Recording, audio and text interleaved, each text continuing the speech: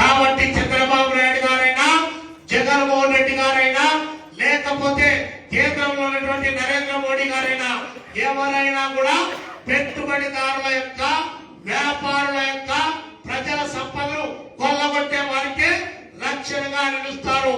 వారు కొట్లాడుకునేటప్పుడు మాత్రం మేము కొట్లాడుకుంటూ ఉంటారు, కానీ కుర్చీ వచ్చిన తర్వాత మేమంతా ఒకటే అంటారు. కాబట్టి వాళ్ళు ఎప్పుడు కూడా మనకు ప్రత్యామ్నాయం కాదు, ప్రజలకు ప్రత్యామ్నాయం కాదు, కార్మికులకు ప్రత్యామ్నాయం కాదు, విద్యార్థులకు ప్రత్యామ్నాయం కాదు, మహిళలకు ప్రత్యామ్నాయం కాదు. ప్రజలకు ప్రత్యామ్నాయం కమ్యూనిస్టులు తప్ప వేరొకరు కాదు, ఎర్ర జెండాలు తప్ప వేరొకరు కాదు.